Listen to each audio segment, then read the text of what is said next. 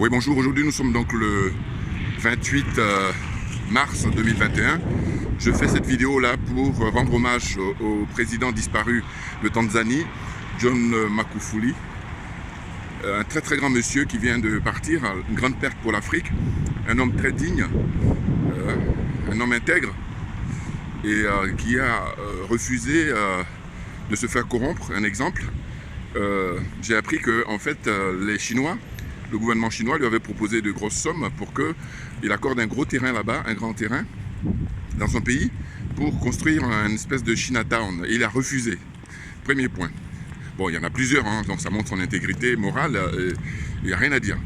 Et puis ensuite, il y a le problème de, comment dire, le Covid-19, coronavirus là où nous sommes.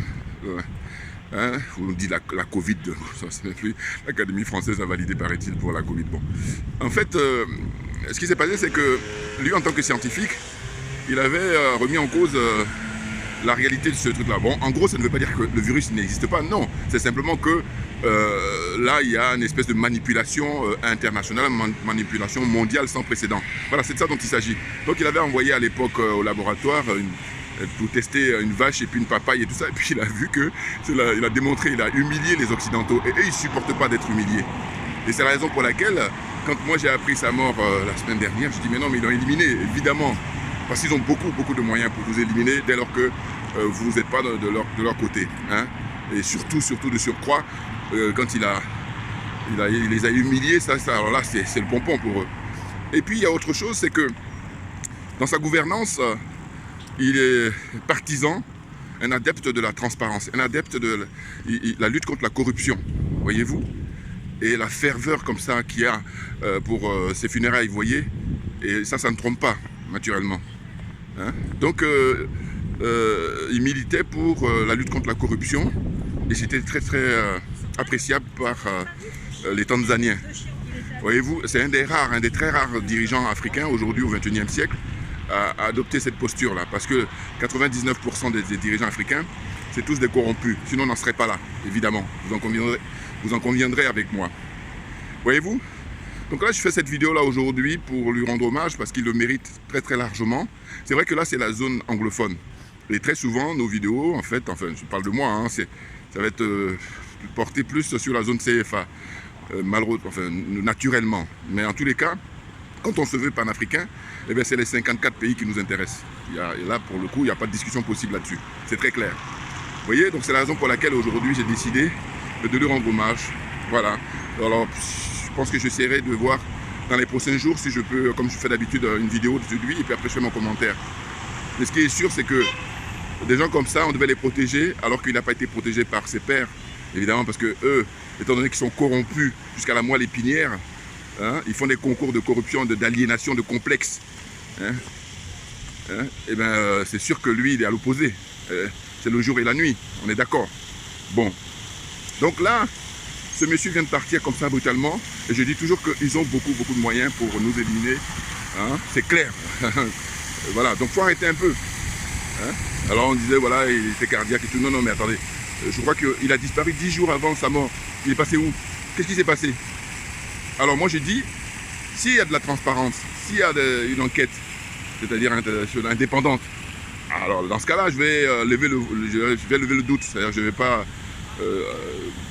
parler de complot, alors que je dis que le complot, il est inhérent à la vie humaine. Alors qui dit mieux? Allez-y, hein, les intellos africains, là, n'importe quoi. Non, ils ont tout fait pour l'éliminer, évidemment, parce qu'ils dérangeaient le système. Voilà, c'est ce qu'on peut dire. Voyez-vous? Donc les choses sont claires pour moi. Et l'Afrique a besoin des gens comme ça pour sortir la tête de l'eau, parce que la zone CFA, alors là c'est la totale. Nous c'est vraiment le pompon, hein, de toute l'Afrique, c'est la zone CFA, surtout l'Afrique noire. On est les derniers de la classe alors qu'on est les plus riches à tous les niveaux. C'est là où c'est perturbant, et quand je dis perturbant, le mot est faible. Voyez-vous? Voilà, donc je fais cette vidéo là ce matin, vraiment pour saluer la mémoire de ce grand homme, que son âme repose en paix, et toutes mes condoléances à ses proches, à ses amis, à sa famille, naturellement, sa famille politique et tout ça, même à tout le peuple tanzanien. Et bon, si j'avais le temps, je serais allé devant l'ambassade de Tanzanie à Paris, c'est l'avantage d'être à Paris, hein. Voyez-vous? pour faire ma vidéo. Mais bon, là, j'avais pas trop le temps, à vrai dire, ou à dire vrai. Et pour terminer, je vais rendre hommage aussi à une autre personnalité, mais bon, qui n'a évidemment n'a pas la même posture que John Magufuli, le président tanzanien. Mais c'est Paul-Éric Kenge, qui est un homme politique très connu au Cameroun. Il vient de partir là, j'ai appris ça hier, alors qu'il est décédé il y a maintenant une semaine. Il a même été enterré, je crois, chez une inhumation et tout. Bon, alors il est controversé, Paul-Éric Kenge, mais moi je l'ai connu lors des élections au Cameroun en 2018, là, parce qu'il était le porte-parole du professeur Maurice Kamto. Hein, il a pris comme, je crois, directeur de campagne, ou enfin, voilà, c'est lui qui orchestrait la campagne de Maurice Kamto. Mais bon, je me dis, pour que Maurice Kamto l'approche, c'est qu'il a quand même un CV, enfin en tout cas il a un background, il a quand même un parcours, hein, sinon on prendrait n'importe qui au Cameroun pour, voilà. Donc, alors c'est un ancien de RDPC, c'est-à-dire le parti de Paul Biya, donc évidemment, d'aucuns disent, voilà, il mange à tous les râteliers, alors que je dis, mais moi mon problème c'est que, enfin mon problème en tout cas, mon appréciation, c'est de dire que, à ce jeu-là, on va sortir le parcours de tous les hommes politiques en Afrique. Et vous allez voir que si on fait un classement, je ne pense pas qu'il soit le dernier. Donc c'est à ce sens-là que je dis qu'il faut nuancer. Et puis d'ailleurs, je n'ai pas envie, mais à aucun moment, à aucun instant, de célébrer la mort de quelqu'un. Non, non, ça ne m'intéresse pas. Mais pas du tout. Non, non, je dis quelles que soient nos divergences, quels que soient nos points de vue différents, nos opinions qui sont différentes, mais moi, non, la vie humaine est sacrée. Voilà, selon moi.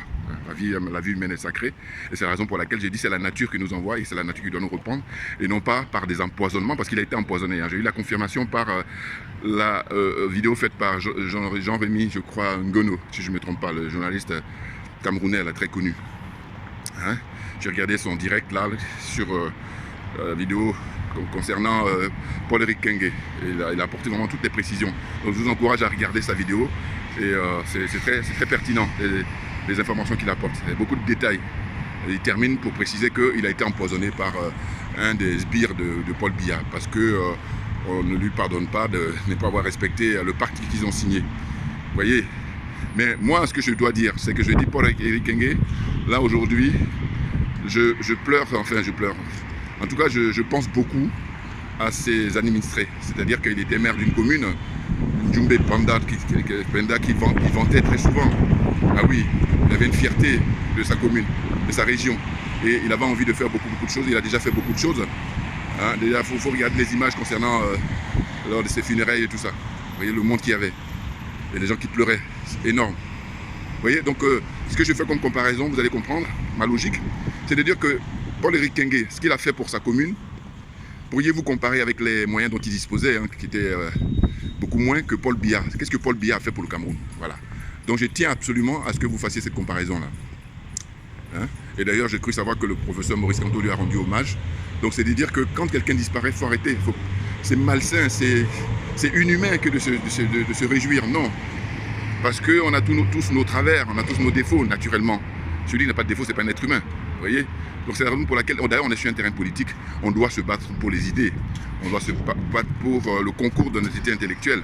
Et non pas utiliser des moyens pour éliminer physiquement ses adversaires. C'est pas ça faire de la politique. Vous voyez, hein?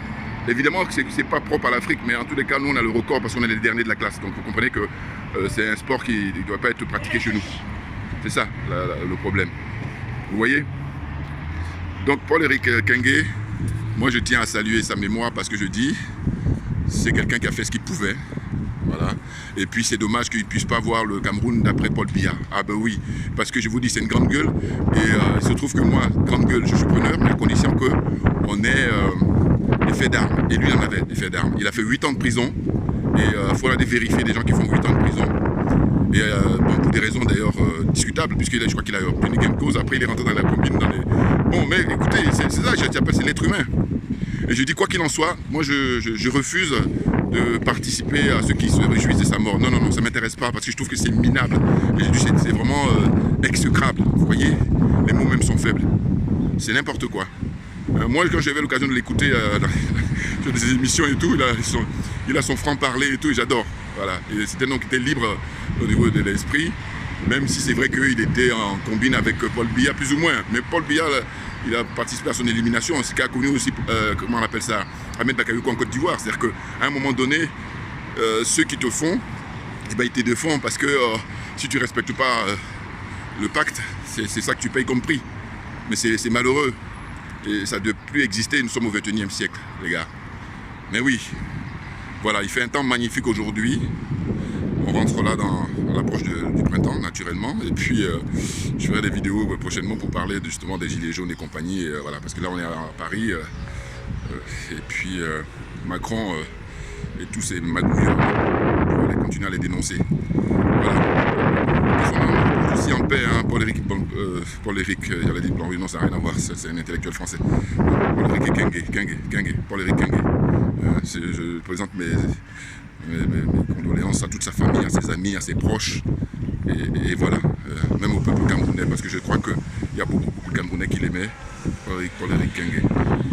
Voilà, c'est un frère panafricain qui vient de disparaître parce qu'il était libre. Quoi qu'on dise, hein, parce que je dis, le peu de moyens qu'il avait, regardez ce qu'il a fait dans sa commune. Voilà, il faut vérifier Paul Biya. Qu'est-ce que Paul Biya a fait au bout de 38 ans pour le Cameroun? Il est encore vivant, il est encore là. Donc qu'est-ce qu'il a fait? Le bilan. Quel est le bilan de Paul-Éric Guinguet dans sa commune et quel est le bilan de Paul Biya? Je fais ce parallèle-là pour le Cameroun. Voilà, donc je vous donne à réfléchir. Et comme je dis, je milite moi pour l'honnêteté intellectuelle, c'est de ça dont il s'agit. Merci beaucoup pour votre attention et puis bon dimanche à tous, à très bientôt. Merci bien.